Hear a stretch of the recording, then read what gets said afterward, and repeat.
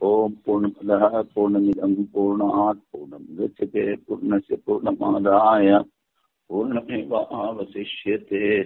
ओम शांति शांति शांति।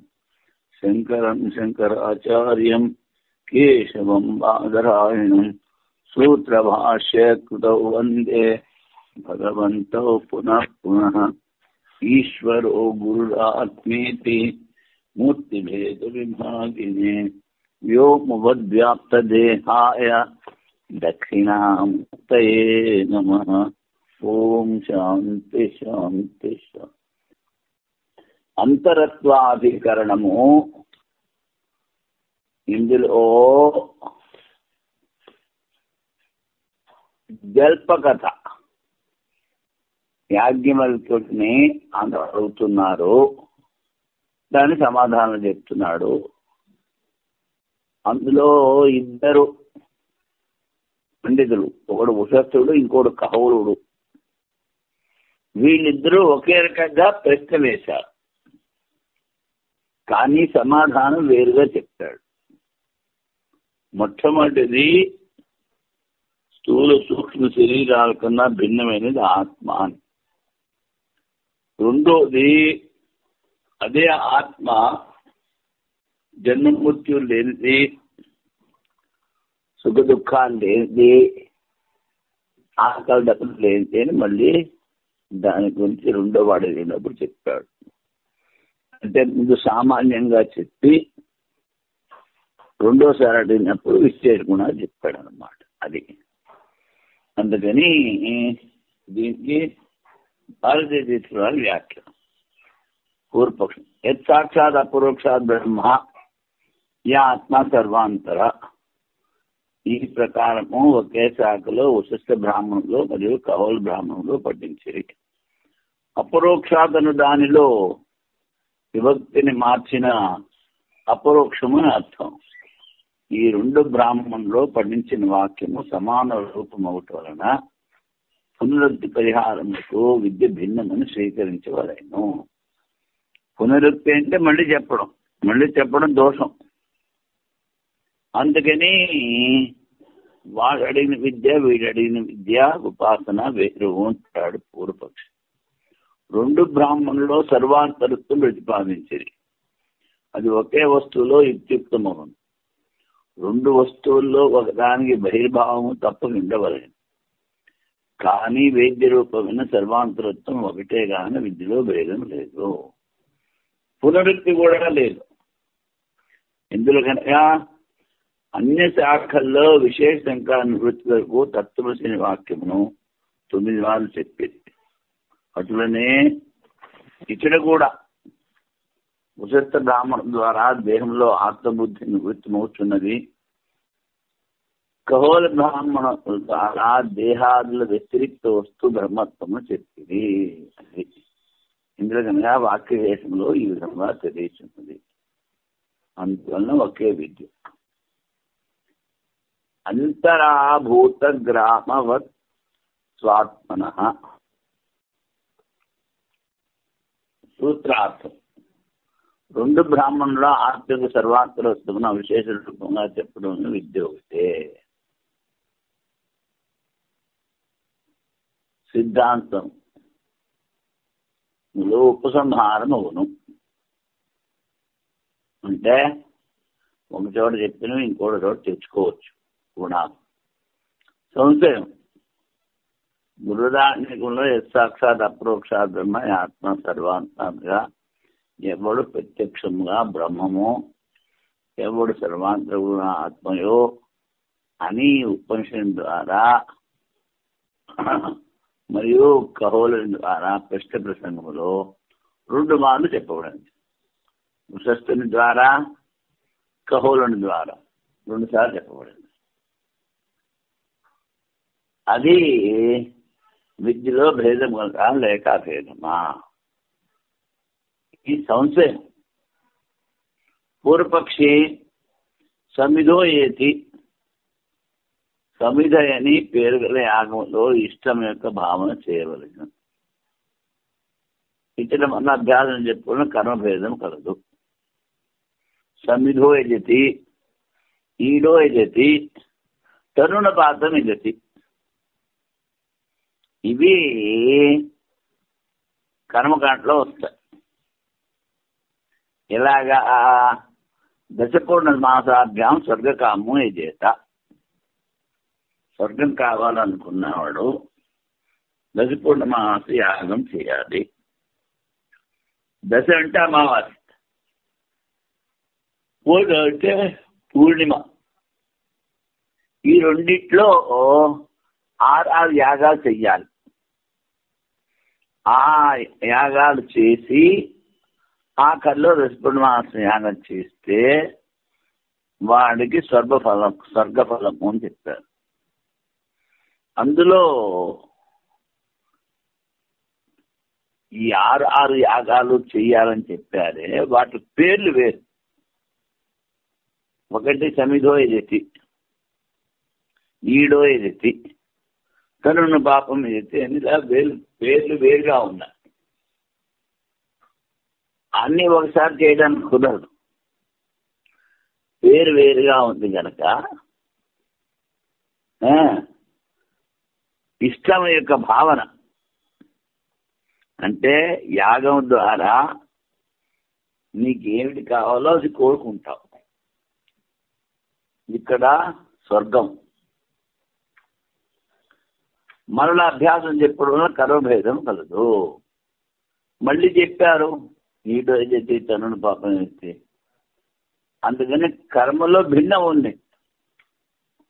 అక్కడ యాగాలు వేరు వేరు, చిన్న చిన్న యాగాలు. మళ్ళీ అన్ని కలిపి పెద్ద యాగం చెయ్యాలి. కర్మభేదం. అలాగే ఇక్కడ ఉపాసన భేదము అంటారు సిద్ధాంతి. 2 బ్రాహ్మణములలో ఆత్మ సర్వాంతరత్వం విశేష రూపంగా చెప్పడం వల్ల విద్య ఒకటి, భేదం లేదు. ఇందులో కనుక ఒకే శరీరంలో 2 ముఖ్య సర్వాంతరములు ఉండరావు. 2 చోట్ల కూడా సాక్షాత్ అపరోక్షాత్ బ్రహ్మ సర్వాచ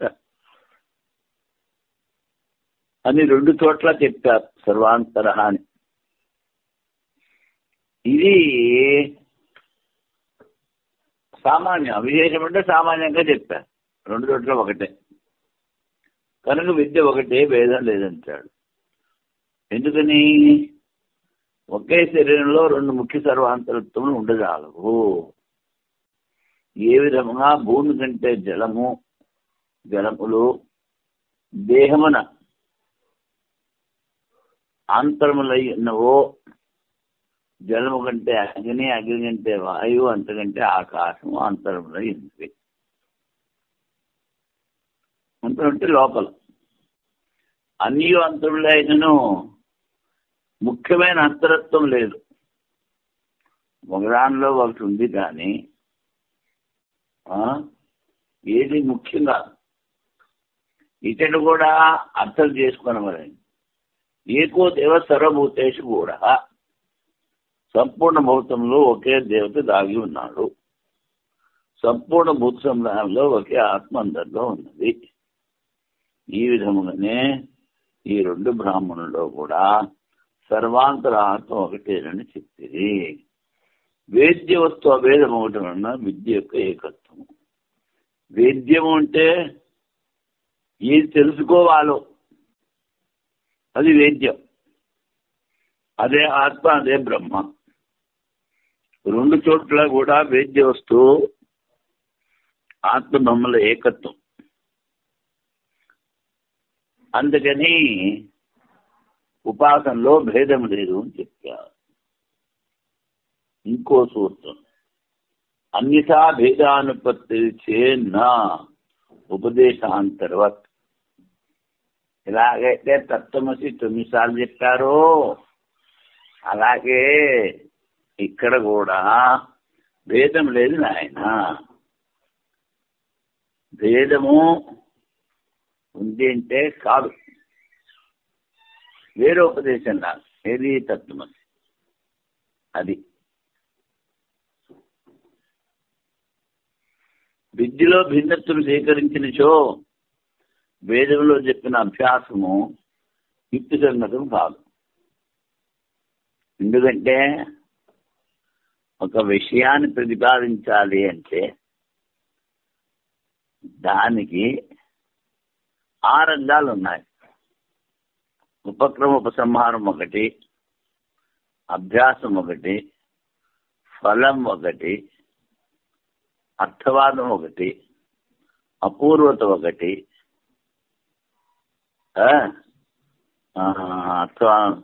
అపూర్వత స్తుతి, అపూర్వత ఉపపత్తి, స్తుతి కాదు ఉపపత్తి. అభ్యాసము, ఫలము,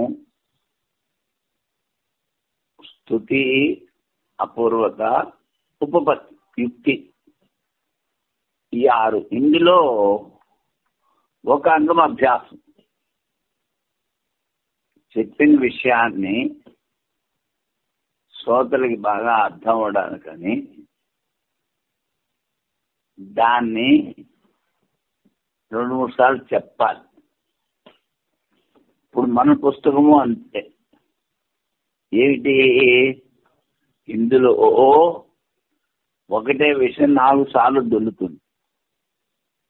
అప్పుడు చదివేవాళ్ళకి అర్థం అవుతుంది. ముందు అధికరణ విషయాలు చెప్పినప్పుడు, తర్వాత వైయాసిక న్యాయమాలు చెప్పినప్పుడు, మళ్ళీ భారతీయుల వ్యాఖ్య చెప్పినప్పుడు, మళ్ళీ సూత్రము, సూత్రార్థము, సూత్రగణ చెప్పినప్పుడు ఒకటే పాయింట్, పూర్వపక్షం ఏమిటి, సిద్ధాంతం ఏమిటి, ఎందుకు చెప్పారన్నది 4 సార్లు రిపీట్ అవుతుంది. దాంతో చదివే వాళ్ళకి సక్రమంగా అర్థం అవుతుంది.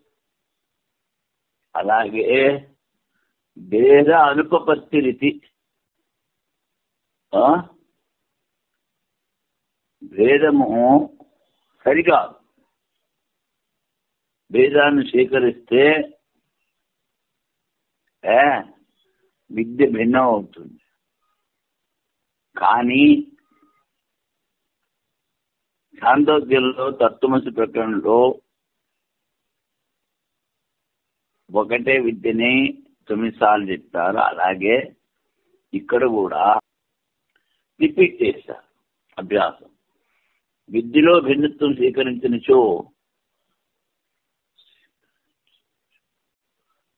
స్వీకరించనిచో అంటే వేదంలో చెప్పిన అభ్యాసం యుక్తి సంగతం కాదు. 2 negatives. స్వీకరించనిచో యుక్తి సంగతం కాదు, స్వీకరించిన యుక్తి సంగతం అవును. స్వీకరిస్తే అది లాజికల్ అవుతుంది. స్వీకరించనిచో యుక్తి సంగతం కాదు అని ఎవరైనా ప్రశ్న వేస్తే ఛాందోగ్యంలో తత్వసి మహావాక్యం 9 సార్లు అభ్యాసం కావించను. విద్యలో భేదము అనుపపన్నము, యుక్తి సంగతం. యుక్తి సంగతము కాకుండుట లేదు అంటే యుక్తి సంగతం అవుతుంది. కాకుండుట లేదు, మళ్ళీ 2 negatives. అట్లనే ప్రకృతంలో విద్యలో భేదము అనుపపత్తి లేదు అని తెలుసుకునవలేను. యుక్తి సంగతం కాదు అని కాదు అంటే యుక్తి సంగతం. విద్యలో భిన్నత్వం స్వీకరించనిచో వేదంలో చెప్పిన అభ్యాసం యుక్తి సంగతం కాదు అని సరికాదు. ఉపదేశాంతర్వత్ అభ్యాసోపపత్తే, అభ్యాసము సరి, ఇంకో వేరే ఉపదేశం సమముగా ఇది అభ్యాసం యుక్తియుక్తము. ఛాందోగ్యములో తత్వసి వాక్యం 9 సార్లు అభ్యాసం కావించను. విద్యలో భేదం స్వీకరించలేదు. ఉపక్రమము మరియు ఉపసంహారముల ద్వారా ఏకార్థబోధ కలుగుతున్నది. ఉపక్రమము ఉపసంహారము ఒక అంగం. విషయం ప్రతిపాదించడానికి 6 అంగాలు. అందులో ఉపక్రమం ఉపశమనం కలిపి 1, అభ్యాసం 2. అందుకని ఎక్కడైతే ఏదైతే ఉపక్రమంలో ఉందో అదే ఉపసంహారంలో ఉండాలి. విద్యలో భేదం స్వీకరించాలి. అందుకనగా ఉపక్రమము మరియు ఉపసంహారం ద్వారా ఏకార్థ బోధ కలుగుతున్నది. 2 బ్రాహ్మణంలో ప్రస్తురూప ఉపక్రమము మరియు అతో అన్యదార్థం అంటే ఈ ఆత్మ చైతన్యము అదే బ్రహ్మ, దీనికన్నా భిన్నమైనది ఏదంతో ఉందో అదంతా నశించేది. దీనికన్నా భిన్నమంతా తుచ్చం అని ఉపసంహారం చేశారు 2 చోట్ల. ముందు సర్వాంతరత్వం రెండిట్లో చెప్పారు. ఇంకోటి అన్యదాత్వం, ఈ చెప్పిన వస్తువు కన్నా భిన్నమైతే ఏదైతే ఉందో అంతా తుచ్చము, నాశవా, నశించేది, మిథ్యా లేదు అది. అందుకని ఇక్కడ 2 ఇద్దరు వేసిన ప్రశ్న అది ఒకటే విషయం గురించి. కనుక ఉపాసన భిన్నము కాదు అని చెప్తారు. ఇప్పుడు వ్యతిహారాధికరణం. వ్యతిహారము అంటే ఏదైతే చెప్పామో దాన్ని అంటే తిప్పి చెప్పడం.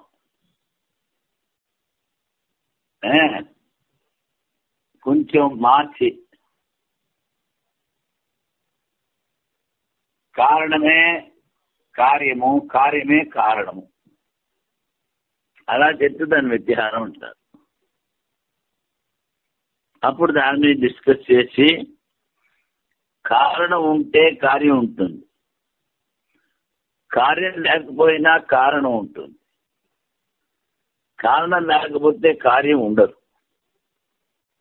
అందుకని కారణం ఉంటేనే కార్యం ఉంటుంది. కనుక కారణమే కార్యము, కార్యమే కారణం వ్యతిహారం చెప్పలేము. అది జ్ఞానం ద్వారా అజ్ఞానం నశిస్తోంది అని చెప్తాం. ఏమిటి?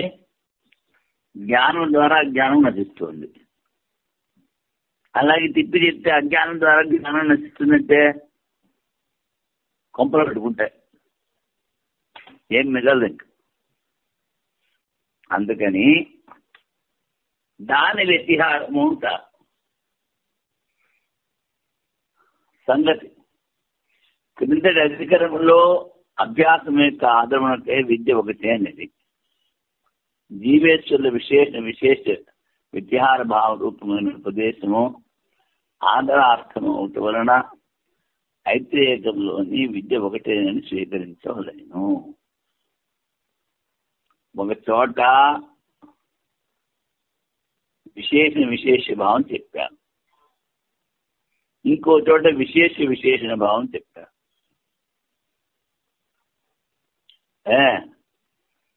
అది 2 ఒకటే అంటాడు.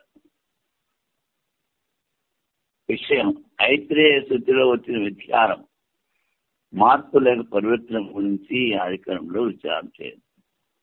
సంశయం తద్యోహం సోసౌ యోసౌ సోహం.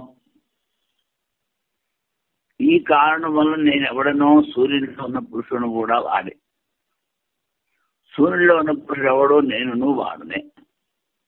ఆదిత్య ప్రశ్నలో పాఠం ఉన్నది. ఇక్కడ సంశయం. ఇతర విద్యారూపం మనోవృత్తి 2 ప్రకారముగా భావించవలెనా లేక ఒకే ప్రకారమా?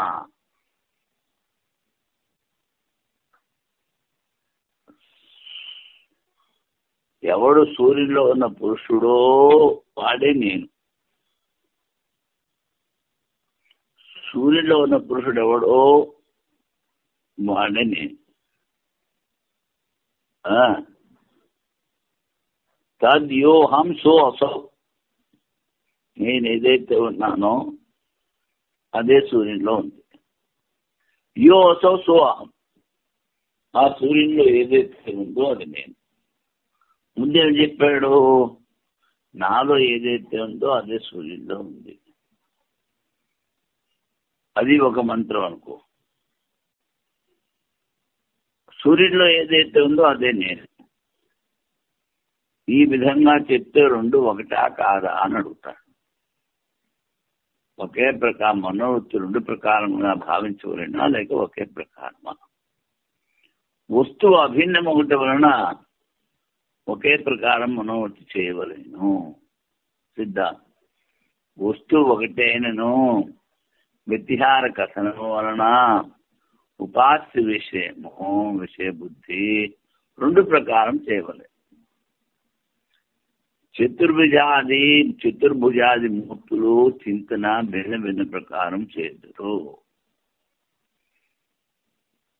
ఒకటే దేవతకి 4 భుజాలు ఉన్నాయి, దాని పూజ వేరు. 10 భుజాలు ఉన్నాయి, దాని పూజ వేరు. 2 భుజాలు ఉన్నాయి, దాని పూజ వేరు. అది పూజా విధానం వేరు. భిన్న ప్రకార చింతన చేయవలను. అది దార్ఢ్యం అర్థం ద్వారా సిద్ధమవుతుంది. దృఢత అంటే చేసే ఉపాసనలో దృఢత.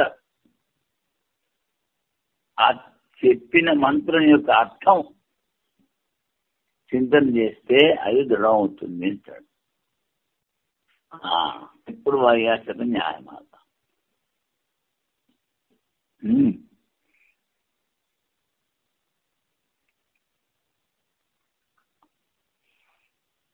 వ్యతిహారో స్వాత్మా రవ్యతిరేక ధీరుత ద్విధ వత్సైకత్యాత్ ఏకదైకస్యాధ్యాయ వ్యతిహార ధీహి.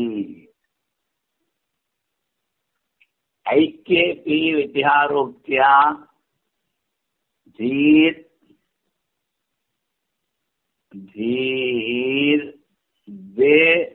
వేదేతస్య జీవత. ధీర్ వేదా ఈశస్య జీవిత. యుక్తోపాస్తే వాచనికి మూర్తివత్ ధార్ఢ్య మాత్రికం. వ్యతిహారం వ్యతిరేకంగా చెప్పడం. స్వాత్మరవ్యో, సూర్యుడిలో ఉన్నది నేను, నాలో ఉన్నది సూర్యుడు. అది ఒకటి స్వాత్మ, ఇంకోటి సూర్యుడు. ఏకధా ధీరుత ద్విధ. ఇక్కడ ఒకటి ఉపాసన రెండు.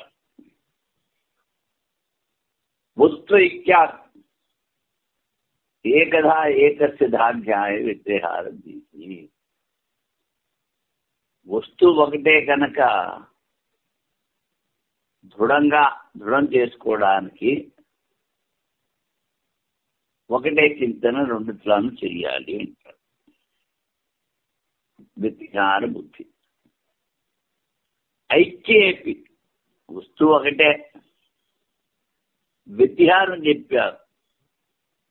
అందువలన ధీర్ వేదా ఈశస్య. అందుకని రెండు ప్రకారాల బుద్ధి.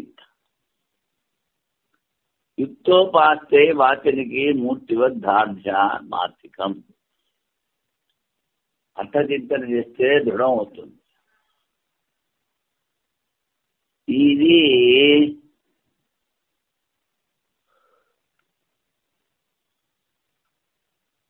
ఉపాసన కొరకు.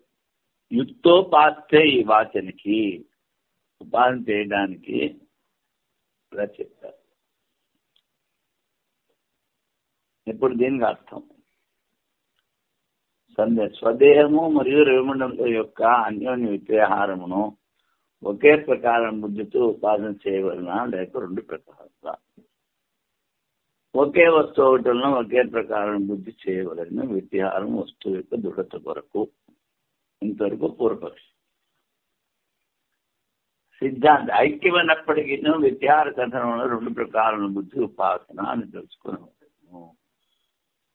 రెండు ప్రకారాల బుద్ధి ఈశ్వరునిలో జీవాత్మల ఉపాసన వరకు యుక్తం.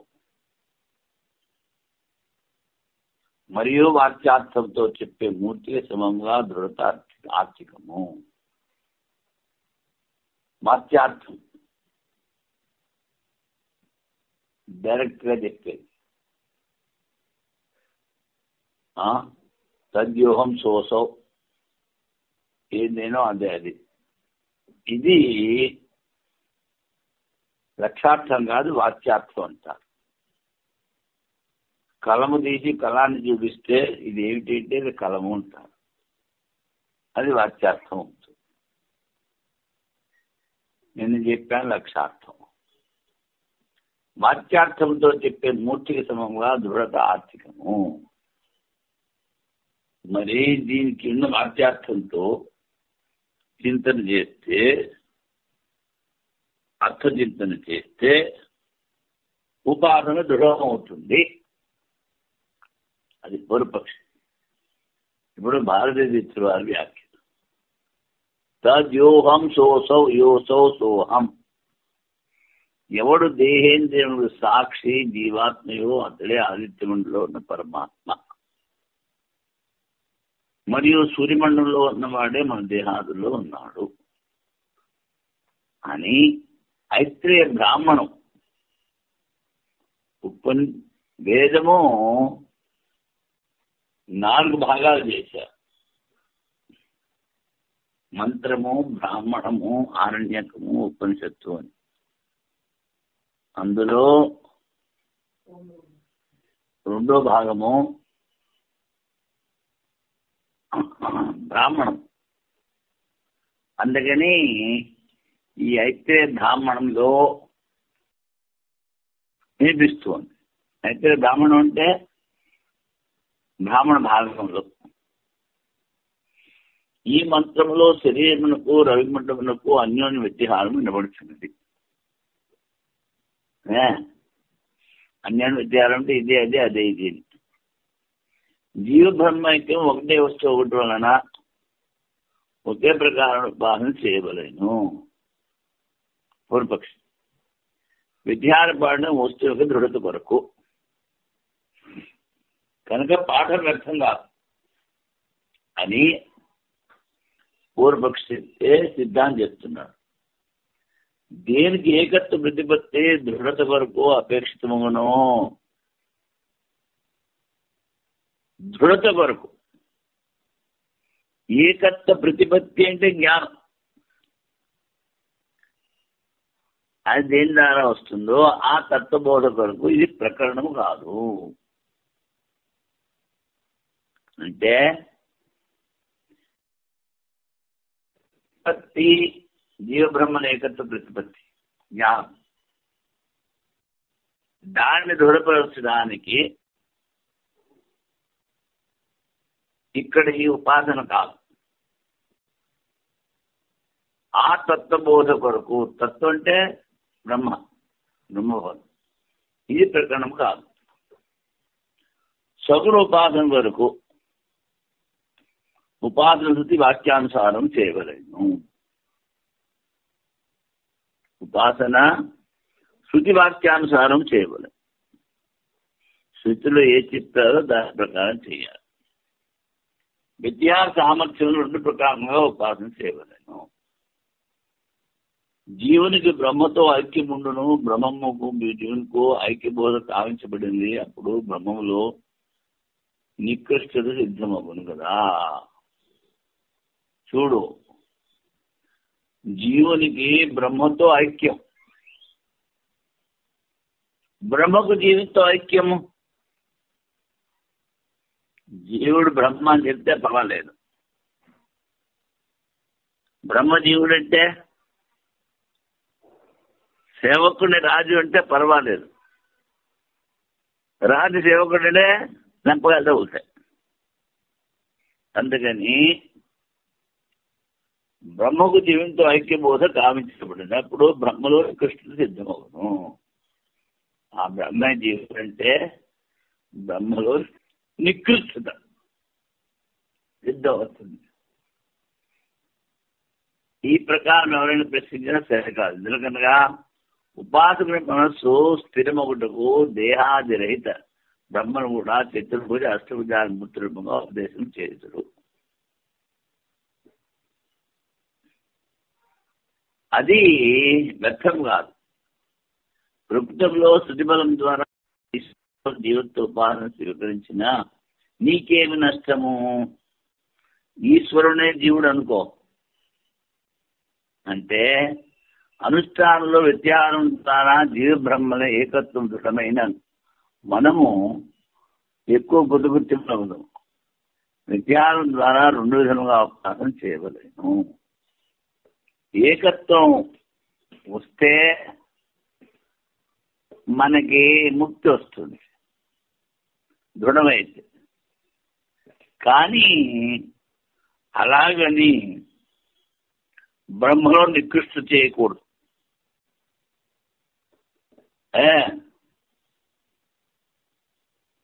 జీవో బ్రహ్మైవ నాపర అన్నారు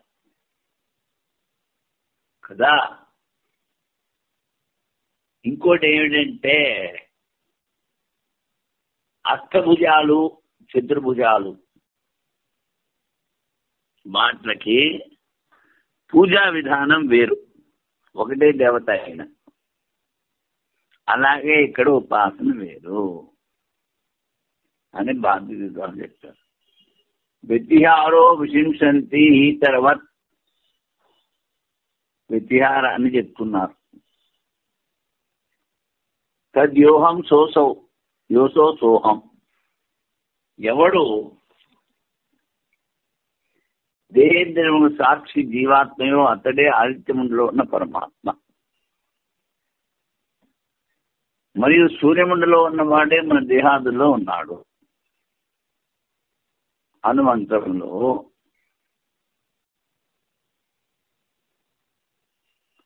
సూర్యమండలంలో ఉన్నవాడే మన దేహాదులో ఉన్నాడు. మంత్రంలో చెప్పిన వ్యతిహారము ఏ విధంగా ఇతర సర్వాత్మకత్వాదులు ఉపాసనలు చెప్పిరో ప్రకృతంలో తెలుసుకొనవలెను. రెండు ప్రకారముగా చెప్పేవారు త్వమహం స్మృతం అని ప్రతిపాదించరు. త్వం అహమస్మి అహం త్వం అని పూర్వపక్షి. ఒకే ప్రకారం ఉపాసన లాఘవం. సిద్ధాంతి ఉపాసన రెండు విధంగా స్వీకరించిన వ్యతిహారం సాక్ష్యం. మళ్ళీ పూర్వపక్షి తద్యోహం సోసౌ యోసో సోహం. ఈ కారణం వల్లనే నేనెవడనో సూర్యులో ఉన్న పురుషుడు కూడా వాడే, సూర్యులో ఉన్న పురుషుడు ఎవడో నేను వాడని. అయితే బ్రాహ్మణులో ఆదిత్య పురుషుని ప్రసంగంలో పాఠం ఉన్నది. వ్యతిహార కారణంగా బుద్ధివృత్తి రెండు ప్రకారంగా చేయవలన లేక ఒకే ప్రకారమా? ఇది సంశయం. అప్పుడు ఒకే ప్రకారం బుద్ధి చేయవలను. ఇది పూర్వపక్ష సమాధానం. సిద్ధాంతి వ్యతిహారం బావుగా ధ్యానం చేయటం కొరకు సర్వాత్మత్వాన్ని నిరంతరము ధ్యానం కొరకు ఉద్దేశించరు. అదే విధముగానే ఇతడు కూడా తెలుసుకునేవాళ్ళని. నువ్వే నేను మరియు నేనే నువ్వు అని రెండు ప్రకారం ఉచ్చారణ వలన విశేష భావన శృతి చెప్పుతున్నది. అది రెండు రకముల బుద్ధివృత్తి చేయటంలో సార్థకమవును. విశేష రూపంలో రెండు పాఠములు అనర్థమవును. ఒకటే అయినప్పుడు రెండు సార్లు ఉచ్చారణ చేయక్కర్లేదు. విధ్యానంతో రెండు సార్లు ఉచ్చారణ చేశారంటే పాఠం యొక్క సార్థకత ఉండాలి. అందుకని కృతార్థత ఒకే పాఠంతో అవ్వదు. ఈ ఏకత్వం దృఢత కొరకు వ్యతిహారం ఆవశ్యకమేమో అట్లుంటే సరికాదు. వ్యతిహారం ద్వారా 2 రకముగా గావించిన ఫలితము ఏకత్వ బుద్ధి తప్పక దృఢమవును. ముందు వ్యతిహారం ద్వారా 2 రకాల వృత్తి, 2 రకాల ఉపాసన చేయాలి. ఆ తర్వాత ఏకత్వ బుద్ధి స్థిరమవుతుంది అంటాడు. ఇది ఇప్పుడు సత్యాది అధికరణం.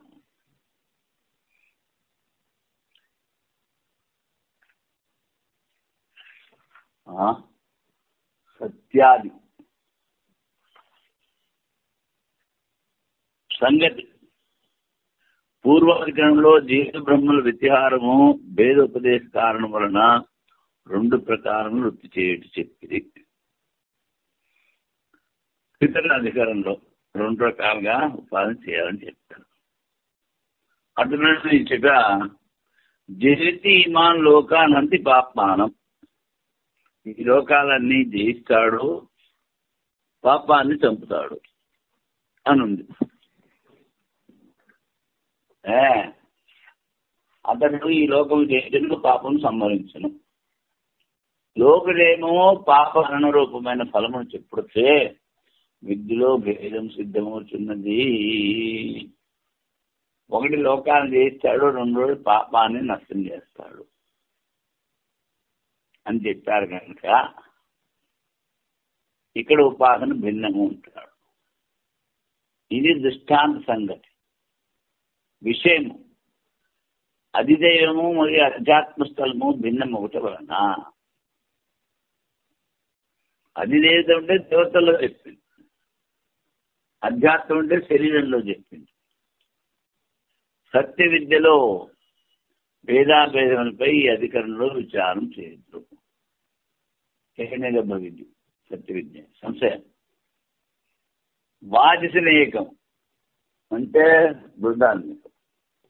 సత్య విద్య విధానం తర్వాత ఆదిత్యమండలం మరో కుడికన్నులో సత్యపురుషుని ఉపాసన చెప్తే ఈ 2 స్థలముల్లో ఉపాసన సత్యపురుషుడు ఒకడా లేక భిన్నమా? ఆదిత్యంలోనూ చెప్పారు, కుడికన్నులోనూ చెప్పారు. ఆ సత్యపురుషుని ఉపాసన ఒకటా 2? పూర్వపక్ష ఫలం భిన్నము ఉంటే ఉపాసన ఒకటే నేను విద్య భిన్నమని స్వీకరించాను. ఫలం ఒకటే, 2 చోట్ల చెప్పారని 2 ఉపాసనలు ఉంటాడు. సత్య విద్య ఒకటే సిద్ధాంతం. ఉపాసన ఏదైనా గడుపుడు 2 స్థానంలో అభిన్నం. అంగి ముఖ్యం, అంగం గౌణం. ఫలభేదము అంగం యొక్క ఉపాసన. దానిని అర్థవాదమని కూడా అనవచ్చు.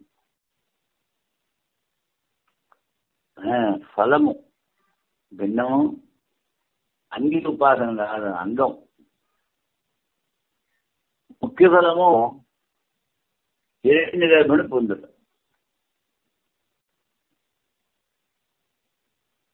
సత్య విద్య ఒకటే ఒకటి వలన సత్యాది గుణములను ఒకే సత్య బ్రహ్మలో ఉపసంహారం చేయవలేము.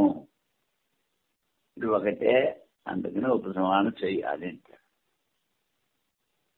గుజరాత్ లో కృష్ణుడు ఒకటే అయినా వేరు వేరుగా ఉపాసన చేస్తారు. రణచోడజీ అంటే యుద్ధం పెట్టి పారిపోయాడు ఒకసారి. ఎందుకంటే 18 సార్లు మళ్ళీ వాడు సేన తీసుకొస్తా, వాడి సేనంతా చంపాలి. అందుకని అలా చేశారు. అందుకని కొంతమంది ఏంటి రణచోడు, రణం అంటే యుద్ధం చూడు. ఇంకోడు బాలకృష్ణుడు అంటాడు, ఇంకోడు గీతాకృష్ణుడు అంటాడు. ఇంకోళ్ళు ఇంకా విలక్షణం ఏమిటంటే కేవలం కృష్ణుడు కిరీటాన్నే తోస్తారు, అదే కృష్ణుడని. అలాగా దాని అంగము ఉంటారు. అది అంగ ఉపాసన.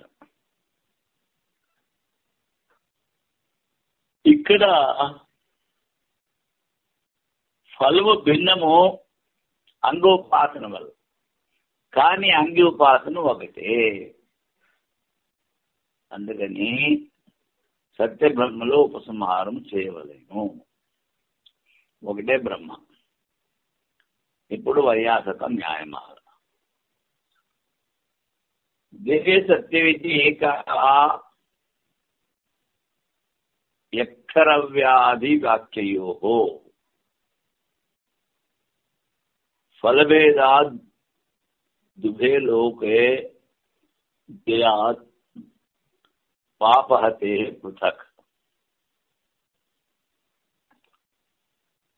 ప్రకృతాకర్షణాదేక పాపఘతో అంగదీపం అర్థవాదో అథవా ముఖ్యో యుక్తో అధికృతి కల్పక. ఈ సత్య విద్య ఒకటా రెండా?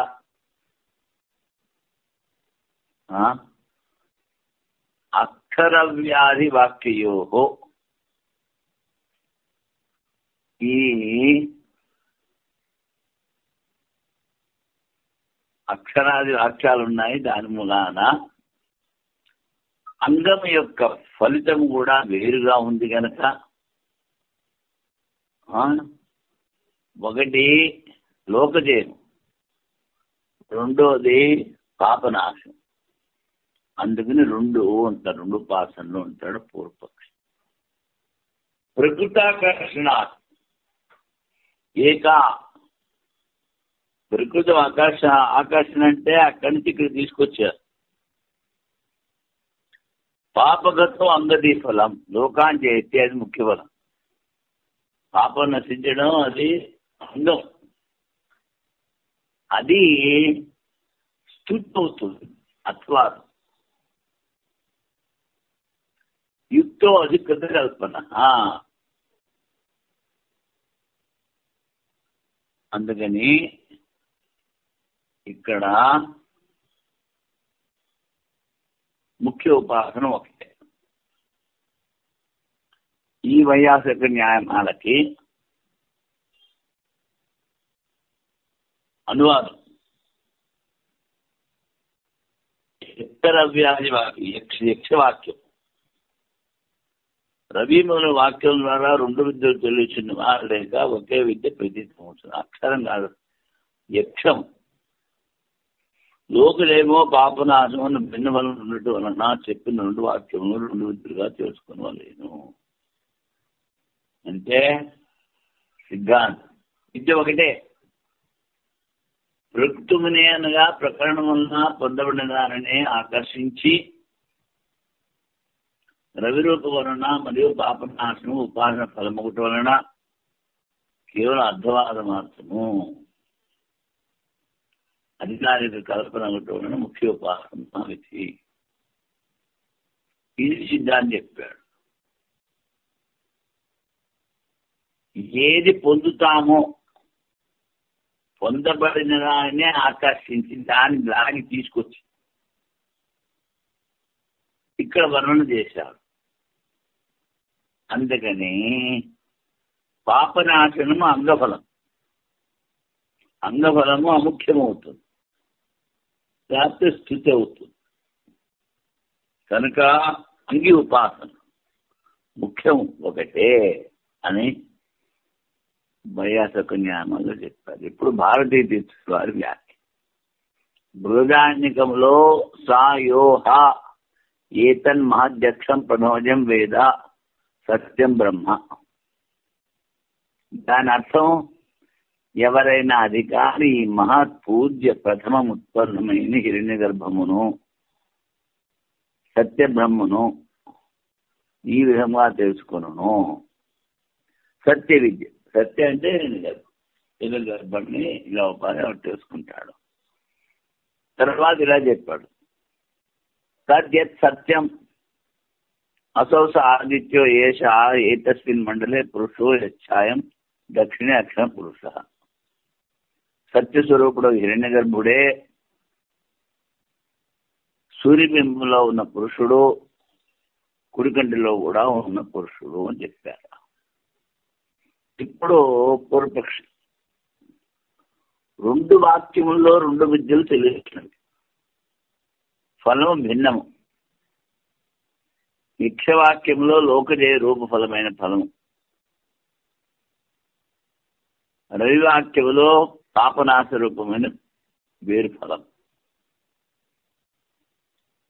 2 వేరువిడిగా ఫలాలు చెప్తారు. అందువలన విద్యలు భిన్నము. విద్యలు అంటే ఉపాసన సిద్ధాంతం. ఈ సత్య విద్య ఒకటే. తద్యత్ సత్యం, ప్రకృత సత్యరూప బ్రహ్మను అనువదించి అసౌస ఆదిత్య రవిరూప వర్ణన చేశారు. ఏదైతే సత్యమో హిరణ్య గర్భమో అదే రవిరూపము అని. ఫలం యొక్క భేదం కూడా కాదు. పాపనాశిని ఉపాసనా ఫలం. ఉపాసన చేస్తే పాపం నశిస్తే అది అర్థం. అంగేసి ఫలశ్రుతి అర్థవాద. అంగోపాసన ద్వారా ఫలితం వచ్చేది అర్థవాదం. స్థుతి సాధనంలో ఎక్కడ ఫలశ్రుతి కలదో దాన్ని అర్థవాదం తెలుసుకునవలెను. అది అవిక్షితము. అంటే వస్తురీత్యా వివక్ష అంటారు. అది శృతి చెప్పదలుచుకోలేదు. ఇది అంగఫలశ్రుతి. ఈ ఉపాసనలో అజ్ఞాని గురించి వినబడలేదు. వినబడ ఫలము ఇచ్ఛా విషయం, అధ్యాహారం కల్పన చేయాలి. అధికార కల్పన చేసి పాప ఘోత లోక జేకాము ఉపాసిత అని వాక్యాన్ని సృష్టించాలి. పాపనాశమునకు మరియు లోక విజయం ఇచ్చుతో ఈ ఉపాసన సృష్టించవలేను. విశిష్ట వలన వివక్షితము. చెప్పాల్సింది విశిష్ట ఫలం. అందుకని సత్య విద్య ఒకటే అన్నది సిద్ధమైంది. ఓం పూర్ణమదః పూర్ణమిదం పూర్ణాత్ పూర్ణముదచ్యతే పూర్ణస్య పూర్ణమాదాయ పూర్ణమేవావశిష్యతే. ఓం శాంతి శాంతి శాంతి. శంకరం శంకరాచార్యం కేశవం బాదరాయణం సూత్రభాష్యకృతో వందే భగవంతో పునః పునః. ఈశ్వరో గురురాత్మేతి మూర్తిభేదవిభాగినే వ్యోమవద్వ్యాప్తదేహాయ దక్షిణామూర్తయే నమః. ఓం శాంతి శాంతి శాంతి.